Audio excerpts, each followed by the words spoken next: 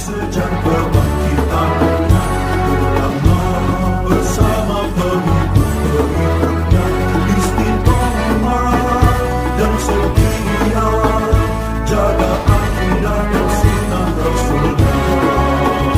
Alhamdulillah segala puji baginya ulama bersama pengikut-pengikutnya istiqomah dan setia menjaga agama Nusa dan bangsa. Mari kuatkan niat kita, kita bulatkan tekad kita, terus lanjutkan amal kita, mengembangkan hikmah kita. Assalamualaikum warahmatullahi wabarakatuh.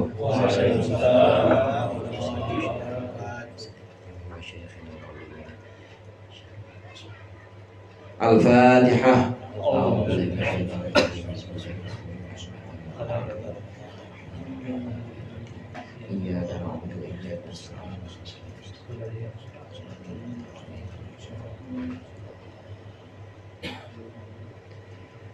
Alhamdulillahirabbil alamin wassalatu wassalamu ala sayyidina Muhammadin wa alihi at-tahirin wa sahabatihi ajma'in, amma ba'du, fa inna ahsanal hadithi kitabullah wa khairal hadi hadi Muhammadin sallallahu alaihi wasallam wa syarrul umuri muhdatsatuha wa kullu muhdatsatin bid'ah wa kullu bid'atin dhalalah.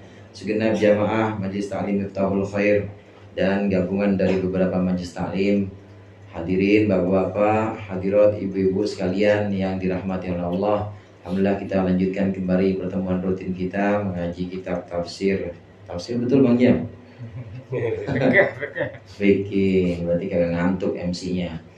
Mengaji kitab fikih yakni kitab Fathul Qorib. Insyaallah kita akan mulai pada malam hari ini dan setiap 2 minggu sekali. Sebelum saya bacakan ada di halaman 2 sedikit tentang kitab ini, kitab Fathul Qorib namanya. Nama lainnya kemarin Fathul Qorib, nama lainnya adalah Al-Qaulul Mukhtar. Jadi kalau ditanya ngaji apaan Bang? Ngaji Fathul Qorib. Kalau tanya lagi besokan Bang ngaji apaan? Ngaji Al-Qaulul Mukhtar. Sama aja dia juga. Dia juga Al-Qaulul Mukhtar dengan Fathul Qorib itu adalah 2 nama untuk satu kitab yang kita baca pada malam hari ini. Ini kitab karangan dari seorang ulama, seorang alim namanya Muhammad bin Qasim. Nanti yang dipegang oleh saudara-saudara sekalian, itu kitab ada 2 bagian, bagian atas, ada bagian bawah. Di bagian atas itu matan. Itu aslinya namanya takrib. Takrib inilah yang paling ringkas. Takrib ini nama lainnya Ghoyatul Ikhtisar. Jadi yang bagian atas namanya takrib. Ini memang sudah cetakannya kemarin ini Ustaz, udah agak kesenian. Dulu kebiasaannya itu kalau kitab-kitab matan dengan syarahnya, itu matan adanya di pinggir. Hamish namanya, pinggir. Nah, kemudian syarahnya itu ada di tengah. Nah, kalau sekarang cetakan sekarang, matan ada di atas. Ini aslinya kitab ada di atas. Nah, kemudian yang bawah yang dipegang oleh bapak-bapak itu cetakan baru, itu syarahnya. Syarahnya namanya Fathul Qorib, penjelasan dari takrib.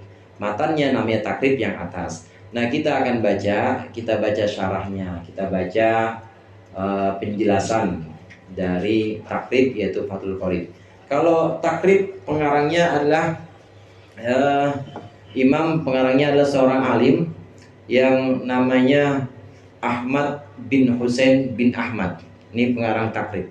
Nah, sedangkan yang kita baca ini adalah Fathul Qorib, pengarangnya Muhammad bin Qasim. Maka di situ di bagian yang bawah, yang di bawah garis, di situ ada qala Syekhul Imam. Nah, kita akan mulai baca dari situ. Nanti kita baca agak cepat saja, ini pembukaan, muqaddimah. Jadi belum masuk bab tentang toharoh, belum.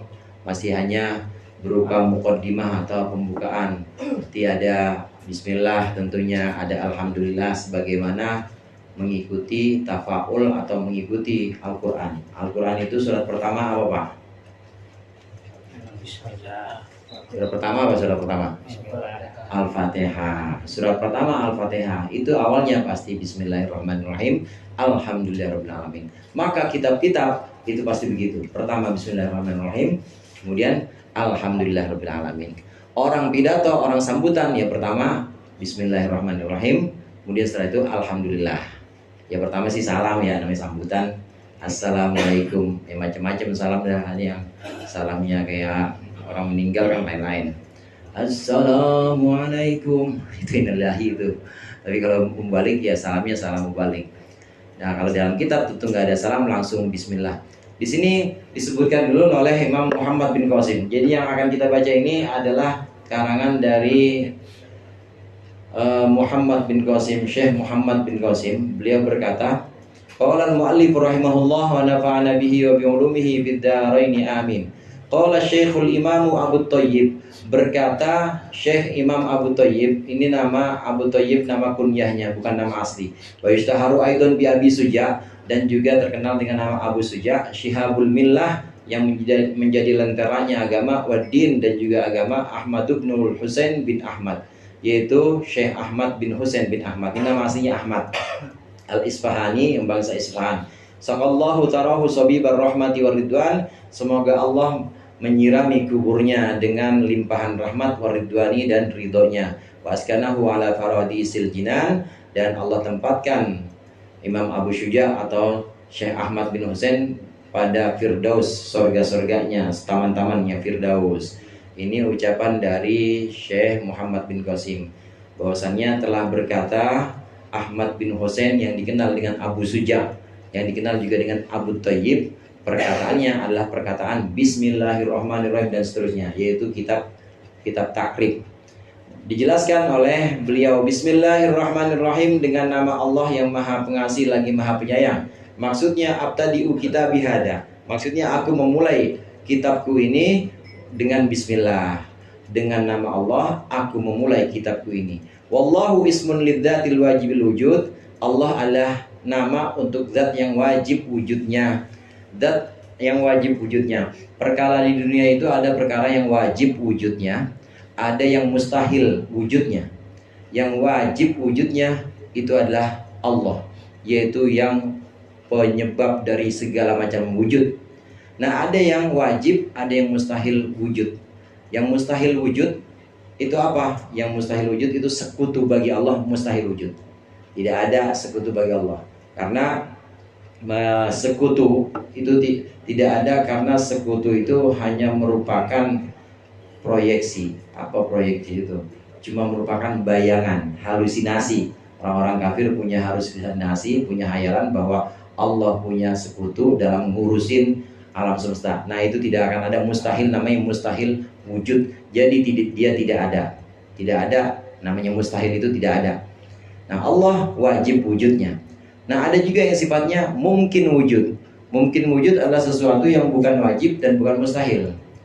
Nah, seperti mungkin wujud itu seperti adanya mukjizat, kemudian adanya makhluk, itu namanya mungkin wujud.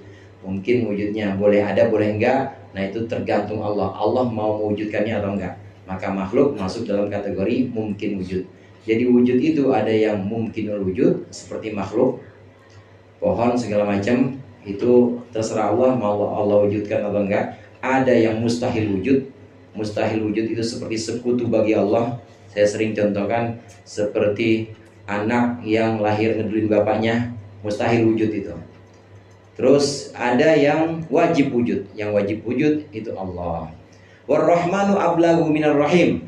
Lafaz Ar-Rahman ini sifat Allah, ini ablagu minar rahim, lebih luas dibanding Ar-Rahim. Ar-Rahman ini Maha Pengasih, artinya Maha Pengasih, semua Allah kasih. Orang yang gak pernah sholat aja Allah kasih, itu namanya Rahman. Orang yang ingkar saja kepada Allah, ini justru Allah kasih umur panjang. Ada yang begitu ya? Gak pernah sholat, gak pernah puasa, tapi umurnya panjang, sehat, rezekinya banyak. Banyak yang begitu. Kenapa? Karena Rahman. Rahman itu Allah Maha Pengasih, Allah kasih aja semuanya. Pokoknya siapapun itu Allah kasih. Tapi kalau Ar-Rahim ini lebih khusus untuk orang-orang yang beriman kepada Allah. Rahim ini adalah sayangnya Allah kepada orang Islam, Sayangnya Allah kepada orang-orang yang ngaji namanya rahim. Dan kadang-kadang sayangnya bukan di dunia ini, entar dikasihnya entar di akhirat. Nah, rahim ini lebih spesifik atau lebih khusus dibanding rahman. Rahman lebih umum. Alhamdulillah, segala puji lillahi, hanya milik Allah. Huwa tsana'u, lafaz alhamdulillah ini adalah pujian atas Allah, bil jamili ala jihati ta'zim, dengan seluruh keindahan, ala jihati ta'zim, atas alasan mengagungkan Allah. Rabbi ay maliki. Rabbi itu artinya maliki. Nah, ngaji maliki ya. Maliki itu artinya yang memiliki. Rabbil alamin maksudnya malikil alamin, yang memiliki alam. Alam ini yang dimaksud di sini sebenarnya lebih tepat yang nanti akan kita baca. Ini alam ini segala sesuatu meliputi malaikat, jin, manusia yang berakal. Bi fathil lam, dengan fathahnya lam. Jadi nggak bisa dibaca alamin kalau nggak ada harokatnya. Yang bapak pegang nggak ada harokatnya ya. Bisa dibaca alimin. Kalau alimin itu jamak orang-orang alim. Ustaz Yasin alim, Bang Jajam alim, Ustaz Amin alim. Berarti kalau bertiga alimin, orang-orang alim. Nah, kalau ini alamin, beda harokat aja, beda arti. Alamin ini alam yang punya akal, makhluk yang punya akal. Wa huwa kama qala Ibnu Malik ismu jam'in khasun biman yaqilu la jam'un wa mufraduhu alam bi fathil lam. Sebagaimana dikatakan Imam Ibnu Malik, lafaz alamin ini isim jamak, bukan jamak. Jadi ada jamak, ada isim jamak, saudara, dalam nahwu itu. Kalau isim jamak itu menunjukkan anggota-anggotanya. Jadi dia menunjukkan mufrad-mufradnya. Contoh, kalau saya sebutkan muslimuna, berarti ada muslim, muslim, muslim. Ada 3 orang muslim atau lebih, maka jadinya muslimuna. Itu jamak. Tapi kalau isim jamak enggak begitu. Isim jamak hanya menunjukkan bahwa dia itu banyak, tapi tidak ada mufradnya. Tidak menunjukkan bahwa alamin itu alam, alam enggak. Itu bedanya isim jamak dengan jamak. Pembahasan nahwu. Li'annahu ismun amun lima siwallah, karena alamin ini, karena alam ini adalah nama yang umum untuk selain Allah. Wal jam'u khasun biman yaqilu, sedangkan jamaknya yaitu alamin ini khusus untuk orang yang berakal. Jadi alamin ini kalau menurut nuhat atau ahli nahwu, termasuk menurut Imam Ibnu Malik, alamin ini hanya meliputi makhluk Allah yang punya akal, manusia, jin, malaikat, atau alamin. Nah, kalau alam seluruhnya nggak pakai ya, alam gitu aja. Alam itu meliputi seluruhnya, mau yang berakal seperti manusia, mau yang enggak kayak air, batu, udara, itu masuknya alam. Tapi kalau alamin ini yang berakal. Wa sallallahu wasallam ala sayyidina Muhammadin nabi. Dan semoga Allah melimpahkan salawat dan juga salam kepada sayyid kita, kepada pemimpin kita Muhammadin, yaitu Nabi Muhammad an-nabiyyi, yang menjadi nabi. Huwa bil hamzi wa tarkihi. Ini dengan hamzah dan meninggalkan hamzah. Boleh dibaca Muhammadin nabiyyi pakai ya. Boleh juga Muhammadin nabii. Jadi kata nabi dalam bahasa Indonesia kan nabi ya. Kalau dalam bahasa Arab ini nun ba ya atau nun ba ya hamzah. Jadi bisa nabiyun, bisa nabiun. Kalau nabiyun itu berasal dari kata nabwah. Nabwah itu tempat yang tinggi. Tempat yang tinggi yang orang-orang itu jarang bisa mencapainya. Maka nabi adalah orang yang memiliki tempat yang tinggi dan gak semua orang bisa sampai di situ. Itu asli arti harfiah dari kata nabwah. Kalau diambil dari kata nabwah maka jadinya nabiyun. Tapi bisa juga nabi ini dari kata nabiun. Nabi itu yang memberikan naba. Naba itu kabar. Amma yatasaalun anin naba'il adim. Naba itu berita. Jadi nabiun atau nabiyun, kalau diambil dari nabiun, itu artinya orang yang memberikan kabar atau berita.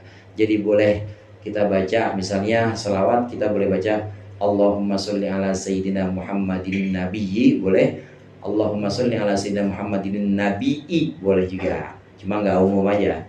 Jadi boleh dengan hamzah nabiun, boleh tanpa hamzah nabiyun. Siapa sih itu nabi itu? Nabi itu insanun, manusia. Udah balik belum? Udah belum ya, masih di situ. Kalau saya udah balik nih, alhamdulillah. Nabi itu insanun manusia uhiya ilaihi bisyar'in, yang diberikan wahyu kepadanya tentang syariat, ya'malu bihi, di mana dia mengamalkan syariat itu, wa illam yu'mar bitablighihi, meskipun tidak diperintahkan untuk menyampaikan syariat.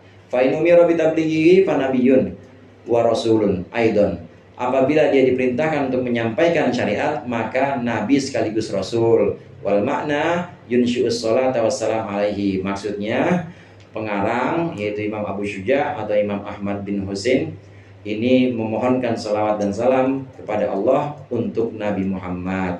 Salawat dan salam kepada Allah untuk Nabiyyu tadi, Nabi Muhammad yang menjadi sayyid atau pemimpin. Ada kata sayyid, saudara. Kata sayyid itu, sayyid artinya man sada fi qaumi.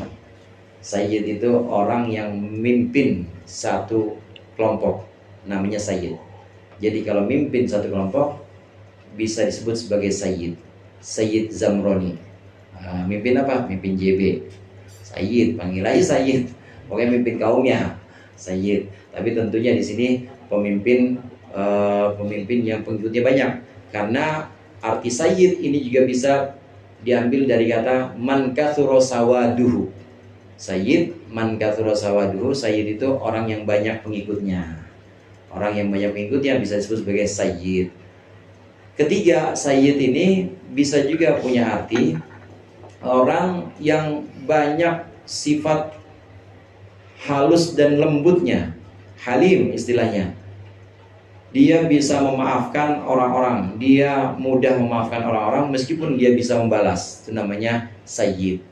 Jadi yang namanya sayyid itu pasti nggak marah-marah. Nah, yang namanya sayyid itu pasti nggak pernah dia nambokin orang atau dia ceramah terus caci maki orang, nggak pernah. Yang namanya sayyid itu pasti dia memaafkan, halim.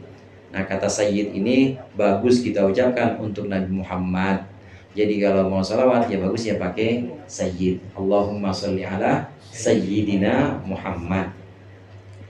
Walaupun memang yang diajarkan Rasulullah Allahumma sholli ala Muhammad. Waktu sahabat tanya, ya Rasulullah gimana kami bersalawat padamu? Qul Allahumma sholli ala Muhammad. Ucapkan Allahumma sholli ala Muhammad. Itu kan Nabi yang perintah.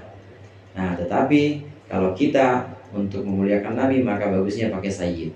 Allahumma sholli ala sayyidina Muhammad. Ya Allah, limpahkanlah sholawat kepada pemimpin kami yang banyak pengikutnya dan juga yang banyak memaafkannya, yaitu Muhammad. Jadi ada embel-embel atau ada predikat sayyid yang lebih bagus. Wa Muhammadun alamun manqulun min ismi maf'ulil mudha'af al-aini. Muhammad ini alam, nama orang yang diambil dari isim maf'ul. Hammada yuhammidu tahmidan. Isim fa'ilnya Muhammad, isim maf'ulnya Muhammad. Muhammad. Ada contoh lagi selain Muhammad tuh. Contohnya seperti Muhammad, ada lagi namanya siapa selain Muhammad yang wazannya sama gitu. Muhammad ada nggak kira-kira? Ada nawwaro yunawwiru, isim fa'ilnya munawwir.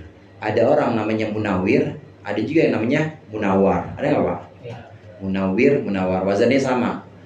Nawwaro yunawwiru tanwiran.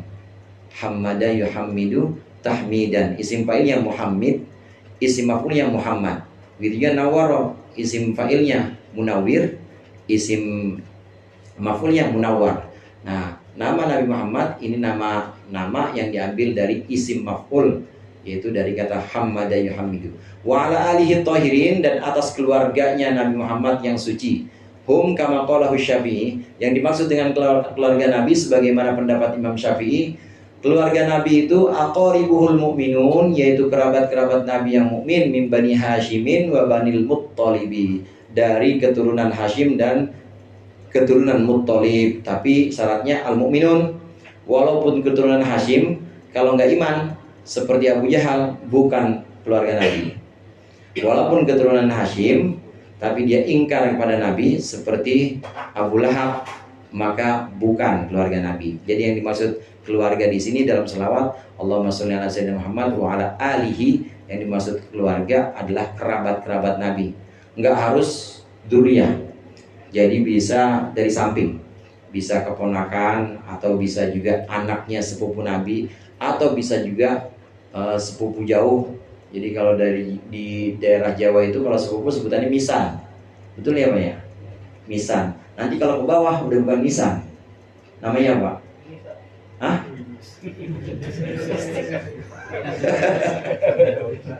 Namanya? Misanan kan satu tuh. Misanan itu kan anaknya empok gitu ya. Anaknya empok itu misan. Anak saya sama anaknya empok saya itu kan misanan tuh. Itu kalau Jawa. Nanti kalau saya ini punya anak nih, terus misanannya punya anak lagi, itu namanya bukan misan, mindoan. Kalau sini mindo makan, ya mindoan, bulan tempe. Kalau mindo, kenapa udah mindo? Udah 2 kali soalnya.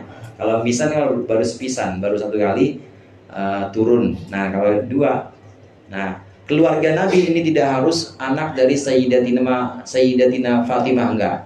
Semua keluarga Nabi, baik itu Abbas bin Abdul Muthalib, kemudian Sayyidina Hamzah punya keturunan, itu termasuk keluarga Nabi yang disucikan, yaitu yang beriman, hanya yang beriman. Ini menurut Imam Syafi'i. Tapi menurut qaul Imam Nawawi, waqila waqtarahun Nawawi, dan dikatakan, ini juga yang dipilih oleh Imam Nawawi, innahum kullu muslimin. Sesungguhnya yang disebut dengan keluarga Nabi, kullu muslimin, adalah setiap orang Islam. Jadi termasuk Peri keluarga Nabi. Bang Muhammad apa namanya sama lagi ya? Ya keluarga Nabi juga. Ya. Kopi udah apa kopi? Bang Muhammad, Bang Peri, Pak Peri juga keluarga Nabi. Pak RT keluarga Nabi. Kenapa? Kullu muslim. Keluarga Nabi itu semua orang Islam. Semua orang Islam adalah keluarga Nabi. Ini yang dipilih oleh Imam Nawawi, dan ini yang lebih tepat untuk doa, saudara. Kalau dalam doa seperti sholawat Allahumma sholli ala sayyidina Muhammadin wa alihi, maka yang dimaksud dengan keluarga Nabi adalah semua orang Islam keluarga Nabi. Nah kita termasuk keluarga Nabi. Boleh pakai gelar tuh, ya pakai gelar langsung aja pakai al ya. Misalnya Peri Almari. Almari itu temannya Bupet. Pakai al langsung. Ya itu keluarga Nabi, semua orang Islam. Wala'alla qaulahu at-tahirin muntanaza'un min qaulihi ta'ala wa yutahhirakum tathira. Mungkin ucapan pengarang yaitu Imam Abu Syuja at-tahirin alihi tahirin, keluarga-keluarga suci, ini diambil dari ayat wa yutahhirakum tathira. Kan ada ayat itu. Innama yuridullahu ahlal baiti ayutahhirakum tathira. Gimana itu sebelumnya? Innama yuridullahu liyudhiba ankumur rissa wa yutahhirakum ahlal baiti liyudhiba ankumur rissa ahlal baiti wa yutahhirakum tathira. Sesungguhnya wahai keluarga Nabi, kalau Allah menghendaki mencabut atau menghilangkan kesulitan kekotoran dari engkau, dan juga yutahhirakum tathira, dan juga Allah berkehendak untuk membersihkan kalian dengan sebenarnya. Mungkin diambil dari ayat ini, ayat wa yutahhirakum tathira. Wa ala sahabatihi jamu sahibin nabi, dan atas sahabatnya. Sahabat itu jamak. Salah satu orang sahib. Ini udah jadi bahasa Indonesia nih, sahib. Ya. Sahib gua. Iya. Sahib gua jalan sama mantan misalnya. Itu namanya sahib makan sahib. Namanya teman makan teman itu maksudnya. Sahib itu satu orang. Jamaknya sahabat. Sahib satu, ada sahib lagi, maka kalau banyak namanya sahabat. Sahabat juga atas sahabat Nabi ajmain seluruhnya, li sahabatihi takidun li sahabatihi, ini untuk menguatkan bagi sahabat, jadi keseluruhan. Hadirin jamaah rahimakumullah, ini ulama Ahlussunnah wal Jamaah ini selalu menyebutkan wa ala alihi wa sahabatihi atau wa sahbihi, sama wa sahbihi juga jamak dari sahib, ajmain. Ini bukan sembarangan menyebutkan atas sahabat seluruhnya, ajmain semuanya. Ini batas tegas antara Ahlussunnah wal Jamaah dengan yang lain. Ahlussunnah wal Jamaah ini menganggap semua sahabat itu sahabat-sahabat yang utama, orang-orang manusia-manusia utama. Jadi tokoh-tokoh, figur-figur yang utama sahabat. Meskipun ada cacatnya, tetap tidak boleh kita cela. Ini Ahlussunnah wal Jamaah demikian. Beda dengan Syiah. Kalau Syiah sebagian dari Syiah ini yang kita kenal, ada yang mencaci, mencela sahabat. Terlalu cinta kepada Sayyidina Ali kalau Syiah, sehingga sahabat-sahabat lain itu banyak yang dicela. Apalagi pada Muawiyah, ada musuhnya Sayyidina Ali, dicela-celain. Nah, kalau Syiah seperti itu. Tapi kalau Ahlussunnah wal Jamaah enggak. Ahlussunnah wal Jamaah semua sahabat itu dicintai dan diutamakan. Oleh karenanya pembuka itu pasti ada wa ala alihi wa sahabatihi ajmain. Sahabat seluruhnya. Jadi kata sahabat seluruhnya ini enggak sembarangan, ini untuk menegaskan Ahlussunnah wal Jamaah. Tsumma dzakara al-musannif wa annahu mas'ulun fi tasnifi hadzal mukhtasar.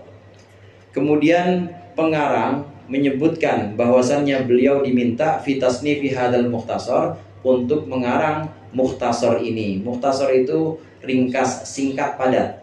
Mukhtasar itu karya singkat tapi padat. Biqaulihi, dengan ucapan beliau. Ini alasannya, ini dasar yang membuat Abu Syuja atau Syekh Ahmad bin Husain, pengarang takrib, ini mengarang kitab takrib.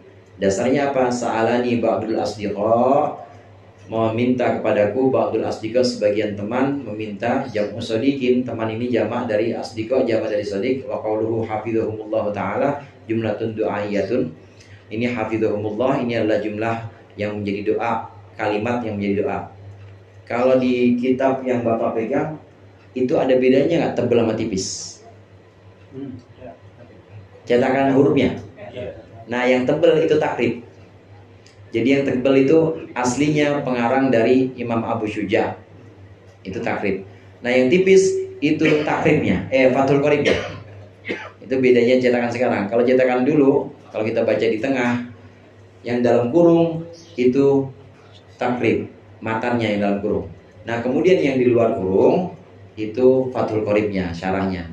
Jadi kalau dilihat di situ yang tebal-tebal, itulah kitab aslinya. Lihat yang tebal-tebal itu Bapak bisa lihat, yang tebal itu di atas semua ada.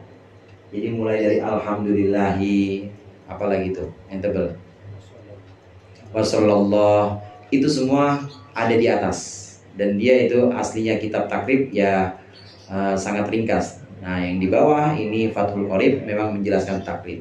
Jadi yang tebal ini asli, kemudian dijelaskan oleh yang tipis, ini adalah syarahnya. Asdiqo ini jamak dari sadiq. Hafizahumullah ini doa.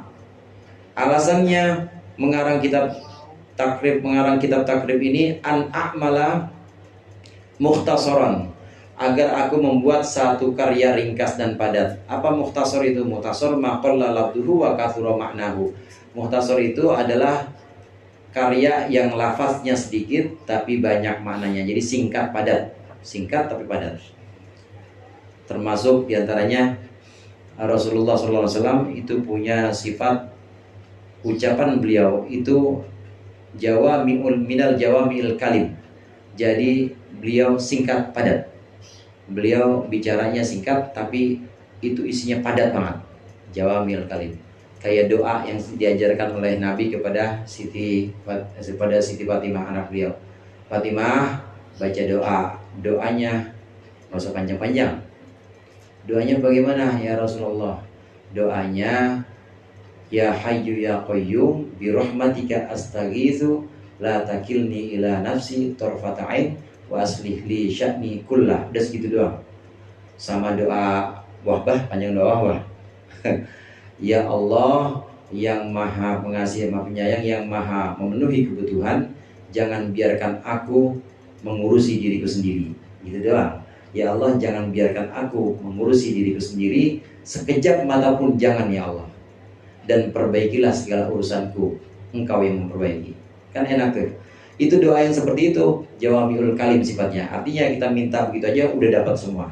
Nah, Rasulullah punya sifat ucapan beliau itu jawamiul kalim. Karenanya tidak terlalu terkenal Rasulullah sebagai ahli pidato. Enggak, Rasulullah bukan ahli pidato, enggak terkenal sebagai itu. Dan juga kalau khutbah singkat Rasulullah. Nah, bukan seorang orator, tapi Rasulullah singkat padat.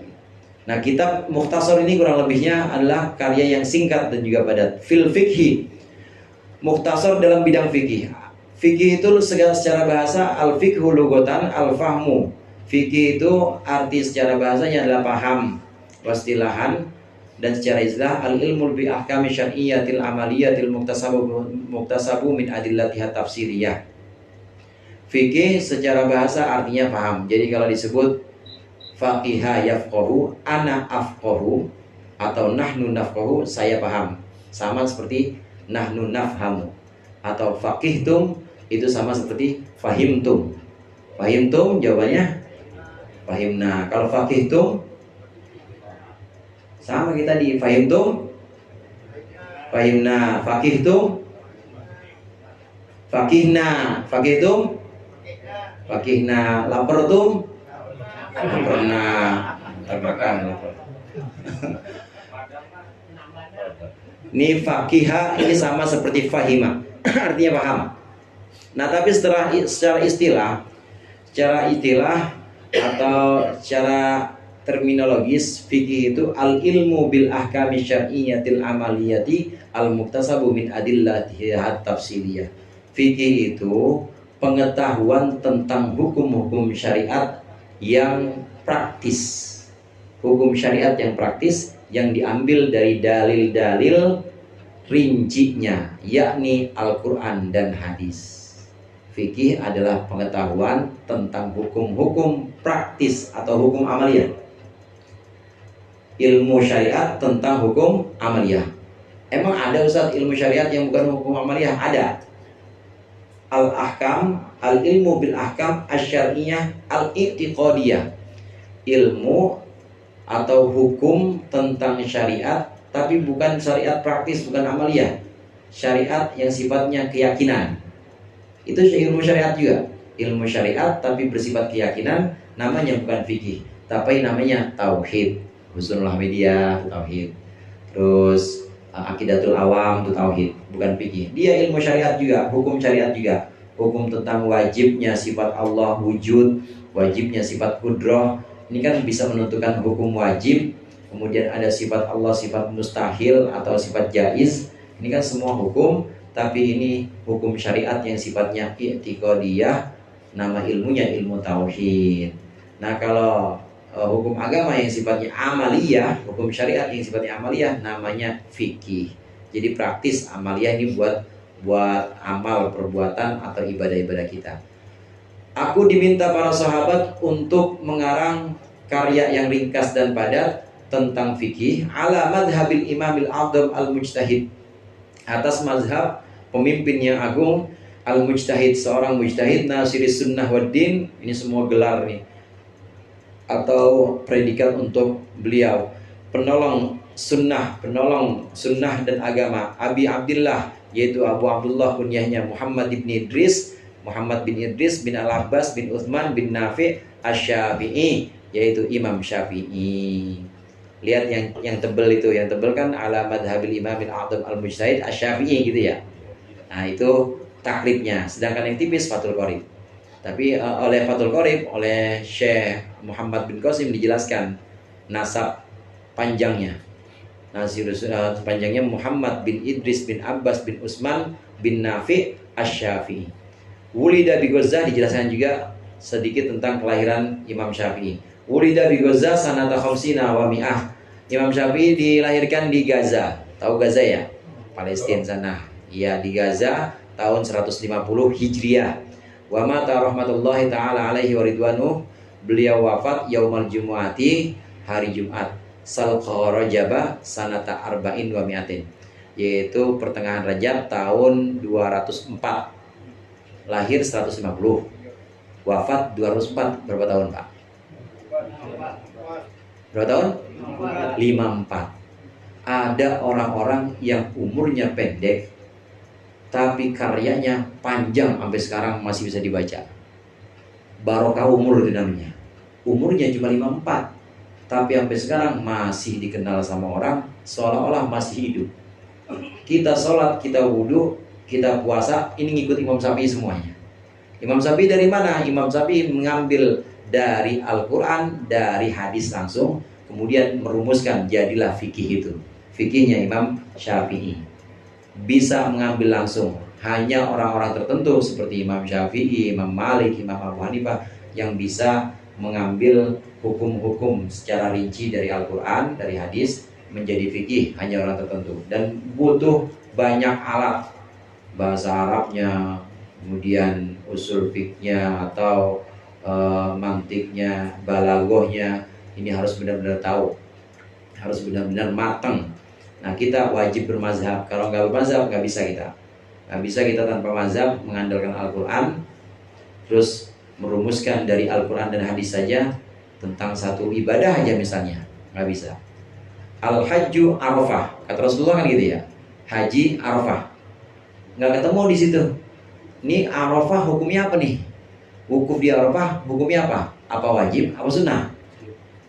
Wajib. Kita tahu wajib dari mana? Dari Imam Syafi'i, dari Imam Malik. Emang hampir seluruhnya menyatakan bahwa Arafah itu wajib. Nah, beliau Imam Syafi'i, Imam Malik, yang empat ini Imam Mujtahid. Ini dari mana? Dari gurunya dan mengambil langsung. Artinya dari gurunya bukan meniru gurunya, bukan, tapi menerima riwayat hadis dari gurunya, kemudian diambil dari Al-Quran, dari hadis dan Al-Quran, baru dirumuskan jadi hukum fikih.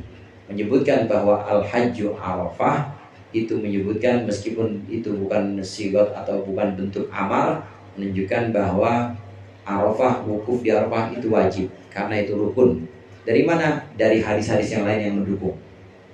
Dari hadis lain mendukung dan juga banyak ayat-ayat Al-Quran, itu semuanya buat dasar sehingga muncullah hukum wajib, sunnah, mubah, haram.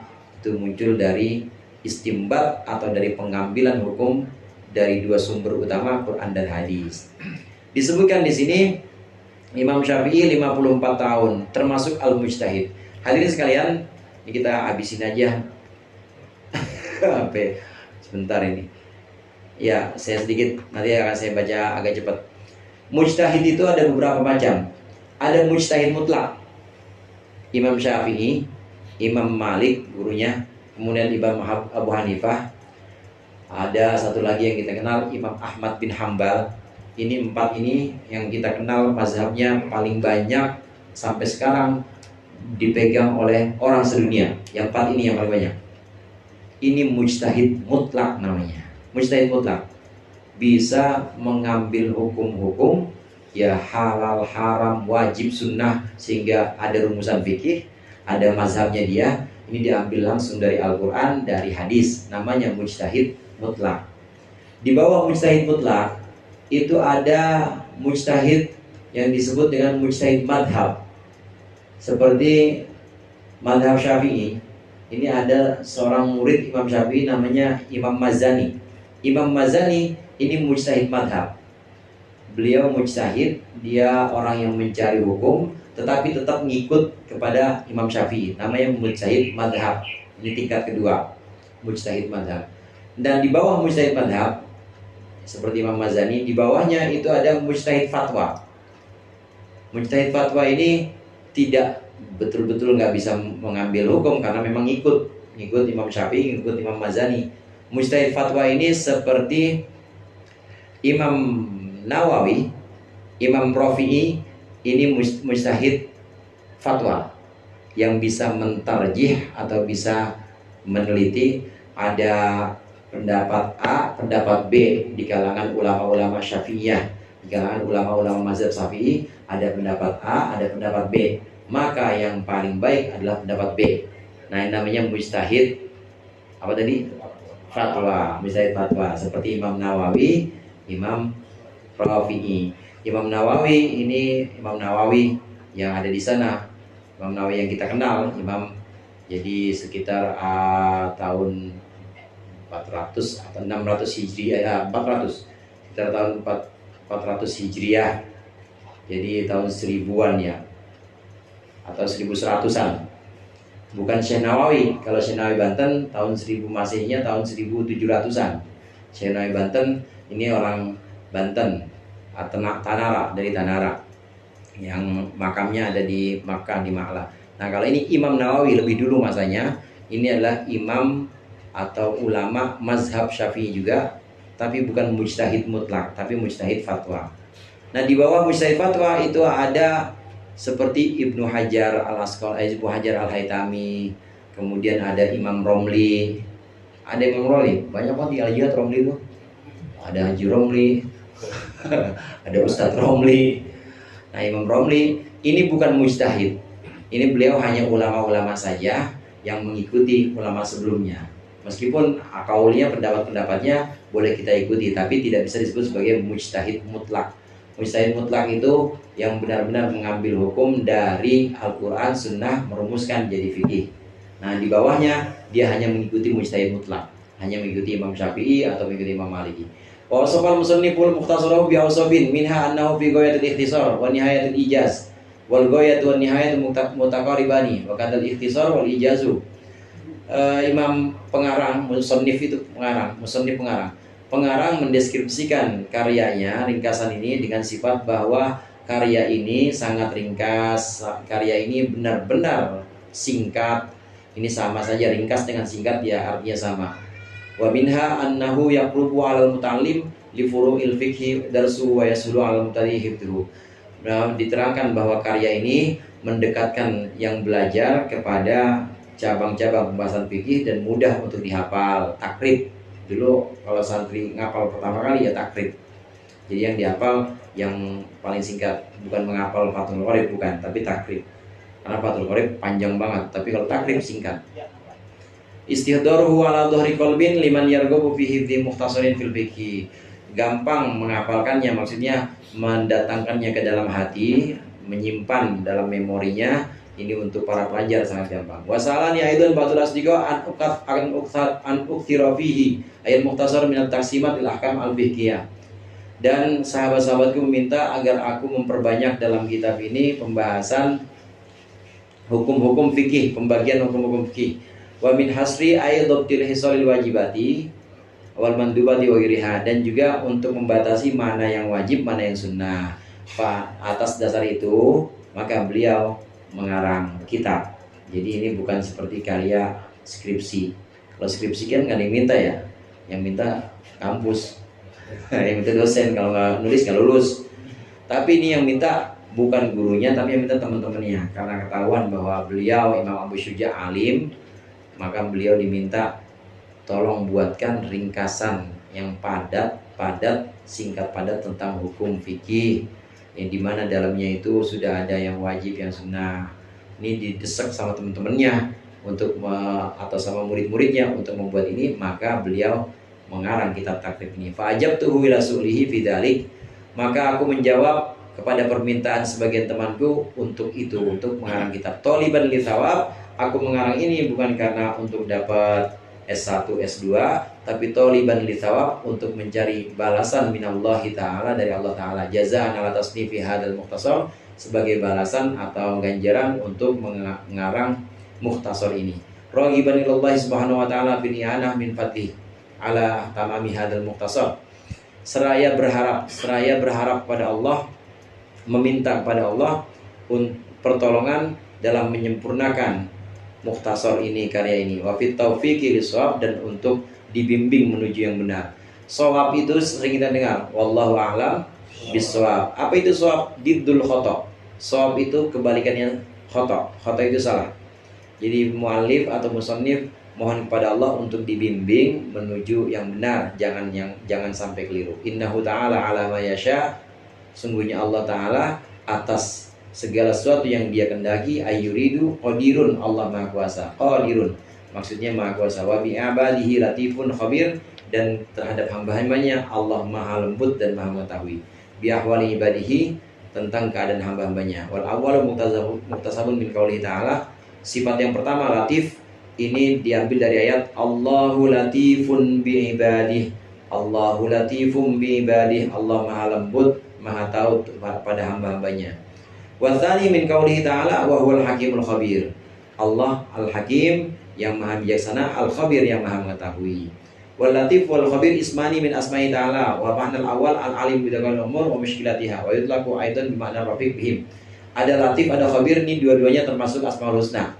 Bedanya kalau al-latif ini mengetahui perkara-perkara secara detail sekaligus bersifat lembut. Allah latif. Allah mengetahui secara detail dan sifatnya halus atau lembut. Cakep mainnya.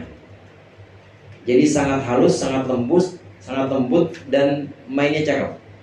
Kalau seorang minta, Bang Cadi misalnya minta, ya Allah, baru sholat 2 rakaat, ya Allah, saya minta itu tanah saya beli berapa hektar, 10 hektar. Besok blok tiba-tiba langsung dikasih. Itu namanya nggak cakep mainnya. Nah Allah nggak begitu. Allah latif. Allah bisa menunda. Allah bisa merencanakan beberapa tahun yang akan datang dan itu lebih halus perencanaan Allah. Nanti dipersiapkan dulu, disiapin dulu Bang Cadinya biar kuat jiwanya. Ada orang yang nggak kuat kan kadang-kadang, nggak kuat, begitu dikasih berhenti ngaji. Ada yang begitu, begitu dikabul sama Allah jauh sama teman-temannya. Tapi Allah latif, Allah maha lembut, disiapkan dulu keluarganya, disiapkan dulu sebab-sebabnya. Ini bisa beli 10 hektar di Jakarta lagi. Ini ada sebab-sebabnya. Oh, sebab-sebabnya ada A, B, C, D. Nah, ini Allah seperti itu latif, mengetahui secara detail kondisi hambanya. Dari pengetahuannya itu kemudian Allah bersifat maha lembut, jadi nggak kasar mainnya, benar-benar halus. Nah, sedangkan khabir ini artinya mengetahui segala sesuatu sampai sekecil-kecilnya khabir. Jadi tahu bukan cuma tahu kalau ini karpet warna merah, tapi tahu belinya di mana, tanggal berapa, bahannya apa, yang bikin siapa tuh tahu semuanya. Itu namanya khabir. Allah latifun khabir. Allah mengetahui kita. Tahu juga Allah orang-orang yang datang di sini. Ini gara-gara yang ngaji kenapa? Apa di rumah habis diomelin? Makanya daripada diomelin mulu gue ke sini. Ada juga yang kenapa bisa sampai di sini? Oh, pengen tahu. Dari kemarin tuh yang datang siapa aja. Semuanya itu yang kecil-kecil Allah tahu, namanya khabir. Allah mengetahui bukan cuma permukaan sesuatu, tapi dalamannya Allah tahu, namanya khabir. Latifun khabir. Wallahu ta'ala alimun bi ibadihi bi mawadihi wa hawajihim rafiqun bihim. Wa ma'na tsani, maka Allah maha mengetahui hamba-hambanya sesuai dengan posisi hajat atau kebutuhan hamba, rafiqun bihim, dan juga maha lembut kepada hamba. Wa ma'na tsani qaribun min makna awal, makna yang kedua yaitu khabir. Ini lebih dekat dari mana pertama. Wa yuqalu khabirtu syai'a akhbaruhu. Aku mengetahui sesuatu. Maksudnya akhbaruhu, aku tahu. Fa innahu bihi khabir, maka orang itu bihi dengan sesuatu tersebut khabirun ay alimun, mengetahui luar dalam. Itu namanya khabir. Latifun khabir itu pengetahuan yang tidak hanya meliputi pengetahuan luar, sampai dalamannya itu Allah tahu. Maka kondisi orang, setiap manusia itu ada dua, saudara. Ada zohir, ini namanya akmal. Akmal ini kita masukin duit ke dalam kotak, akmal. Kita datang ke pengajian, akmal, kelihatan semua tuh. Berangkat dari Bintaro ke Petugangan, itu namanya akmal, kelihatan semua. Ada akmal, jamak dari amal. Ada ahwal. Ahwal itu jamak dari hal. Ahwal itu yang ada dalam batin kita. Niat kita datang ke pengajian, kemudian ngegerutu atau ngedebulnya kita, Ustadz lama banget sih ngaji misalnya, itu Allah tahu tuh, yang gitu. Mana kopi yang dibuatin Ustadz doang lagi, bukan dibuatin sama si Muhammad katanya. Itu yang begitu-gitu Allah tahu. Nah, ahwalnya hamba Allah tahu, amalnya apalagi. Amalnya hamba Allah tahu, ahwalnya hamba juga Allah tahu. Karenanya dalam beberapa cerita atau riwayat itu ada hamba yang bisa masuk surga itu karena ahwalnya. Apa itu ahwalnya? Husnuzon. Dia husnuzon pada Allah. Dugaan itu kan nggak kelihatan, Pak. Saya menduga Ustadz Yasin, misalnya saya hanya menduga orang paling ganteng sepesanggerahan. Nah, dugaan saya nggak saya ngomongin, dugaan namanya zon. Zon itu termasuk ahwal, termasuk perbuatan hati. Perbuatan hati ini Allah nilai juga, saudara. Karena Allah latifun khabir. Allah maha mengetahui sampai dalaman-dalamannya. Ada kata Rasulullah, seorang hamba dia sangat husnuzon pada Allah. Di neraka, setelah ditimbang amalnya, sudah diputuskan ke neraka. Malaikat kata Allah nggak mau ketemu udah sama hamba yang begini. Malaikat seret orang ini ke neraka. Diseret susah, seret, ayo jalan kata malaikat. Dia masih nengok aja. Jalan kata malaikat. Lalu dia nengok lagi ke belakang. Ke belakang nengok ke surga, saudara. Nengok surga. Ayo buruan, malaikat didorong-dorong. Udah sampai di pinggir neraka, dia masih belum masuk juga. Dia nengok lagi ke belakang, dalam hatinya, ya Allah, saya menyangka Engkau bakal masukin saya ke surga. Karena saya udah pasrah banget di dunia, saya udah upayakan semuanya sebisa saya menyangka, menduga zon saya kepadamu, Engkau akan masukkan aku ke surga ya Allah. Dalam hati doang tuh, saudara. Allah dengar munajat itu. Maka Allah, malaikat balikin, jangan diseret ke neraka, masukin ke surga. Tuh ada yang begitu tuh. Allah latifun khabir. Allah mengetahui sampai dalaman-dalamannya, Allah mengetahui. Dan ini juga dinilai oleh Allah, bukan hanya amal tapi ahwal, itu Allah nilai juga. Baru kita masuk kepada pembahasan fikih. Qala al-musannif rahimahullahu taala, berkata pengarang rahimahullahu taala, Kitab Ahkamit Thaharah, kitab hukum-hukum bersuci. Insyaallah kitab Ahkamit Thaharah kita lanjutkan pertemuan yang akan datang. Wallahu a'lam bishawab. Mudah-mudahan bermanfaat. Dikurangnya mohon maaf. Wallahul muwaffiq ila aqwamit thoriq. Wassalamualaikum warahmatullahi wabarakatuh. Waalaikumsalam warahmatullahi wabarakatuh.